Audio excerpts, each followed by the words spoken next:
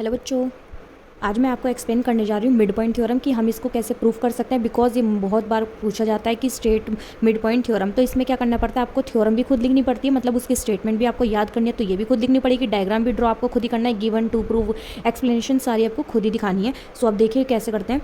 यहाँ पे मैंने लिखा the line segment joining the mid point of two sides of a triangle is parallel to the third side and equal to the half of it. यहाँ देखिए, समझिए इस बात को, क्या लिखा, the line segment joining the mid points of two sides of triangle. It means यहाँ पे एक ट्राइंगल होगा, सो हमने यहाँ पे एक ट्राइंगल ड्रॉ कर दिया। अब इन्होंने क्या लिखा है, दोबारा पढ़ते हैं। The line segment joining the mid point of two sides of triangle. It means triangle की दो साइड पे मिड पॉइंट्स बना रखे हैं, तो तीन साइड होती है, चाहे तो आप यहाँ भी बना सकते हो, यहाँ भी बना सकते हो, कहीं भी टू पॉइंट मिड पॉइंट्स आप शो कर सकते हो। हमने यहाँ दिखा दिया कि ये दो मिड पॉइंट्स है। पहले हमने ट्राइंगल को नाम दे दिया ABC। यहाँ पे हमने टू मिड पॉइंट्स बनाए, तो इसको भी नेम देना पड़ेगा। EF मैंने नेम दे दिया। अब इसको भी ज्वाइन कर देते हैं। आगे लिखा है लाइन सेगमेंट, जो लाइन सेगमेंट ज्वाइन होके बनी है मिड पॉइंट से, वो क्या है, is parallel to the third side. अब जो दो साइड थी उस पर तो हमने मिड पॉइंट बना दिया, तो तीसरी साइड यही तो बची। तो इट मीन्स हमें दिखाना है जो ये EF है, ये BC के पैरेलल है, parallel to the third side बोला था, और क्या कह रखा है, and equal to the half of it. और इसी साइड के ये इसके हाफ के भी इक्वल है। मतलब हमें ये शो करना है मेनली कि EF जो है वो BC के पैरेलल है और EF जो है वो BC का हाफ है, मतलब EF equals to half of BC। बच्चों, आपको डायग्राम बहुत अच्छे से बनाना आना चाहिए जब भी हम, क्योंकि हम डायग्राम के बेस पे तो पूरा क्वेश्चन फिर सॉल्व करके दिखाएंगे। अब देखिए, मैं करके बताती हूँ आपको कैसे करेंगे।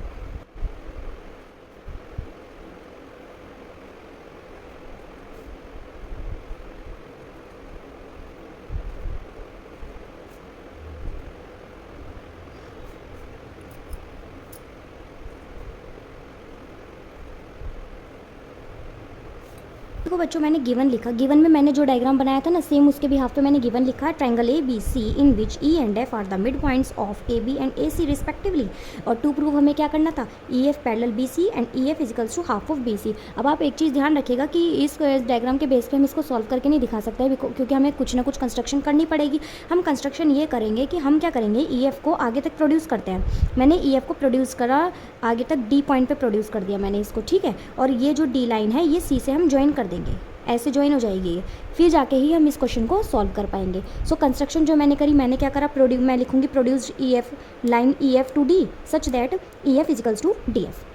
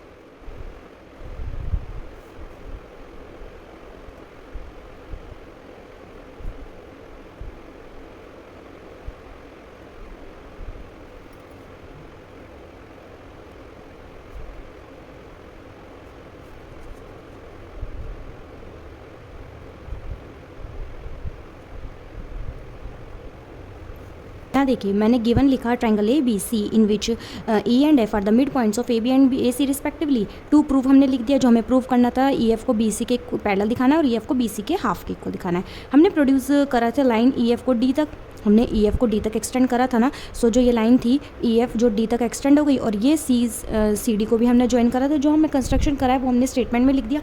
अब हम प्रूफ करेंगे। प्रूफ करने के लिए हम क्या करते हैं, हम इन दोनों ट्रायंगल्स को लेंगे। इन दोनों ट्रायंगल्स में ईजिली आपको 3 चीज़ दिख सकती हैं।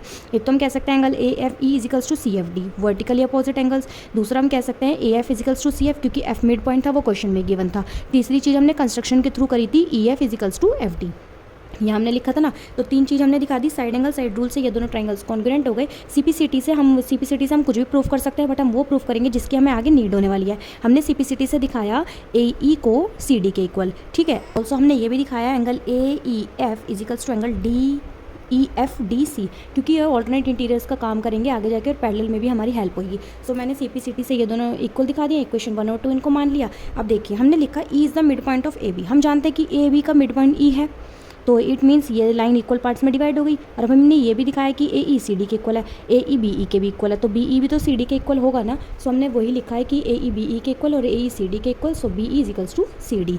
बी ई सी डी के इक्वल हो गया, इसको हम थर्ड इक्वेशन मान रहे हैं, ठीक है। और जो ऑल्टरनेट इंटीरियर एंगल्स वाले थे कि angle A E F equals to angle C D F, ये ऑल्टरनेट इंटीरियर एंगल्स हो गए। तो हमने लिख दिया angle A F equals to angle F D C from equation first. CPCT से ही तो आया ये, but these are alternate interior angles. जब ये दो एंगल्स ऑल्टरनेट इंटीरियर एंगल्स हैंगे तो हम क्या कह सकते हैं कि ये एंगल इस लाइन पे बन रहा है और ये वाला एंगल इस लाइन पे बन रहा है, तो हम कह सकते हैं ना ए ई सी डी के पैरेलल। अब ए ई जो है वो सी डी के पैरेलल है, तो ए ई जहाँ तक भी एक्सटेंड हो रखी होगी वो पूरी लाइन भी तो सी डी के पैरेलल होगी। तो हमने हाफ ली, हमने लिखा B E equals parallel C D, और हम जानते हैं बी ई सी डी के भी इक्वल है। 1 pair of opposite sides are equal and parallel, तो हम कह सकते हैं एंगल वो B C D E is a parallelogram. हमने लिख दिया B C D E is a parallelogram. अब हम जानते हैं कि एक पैरेललोग्राम के अपोजिट साइड्स इक्वल होती हैं, बी सी ई डी के इक्वल और बी ई सी डी के इक्वल।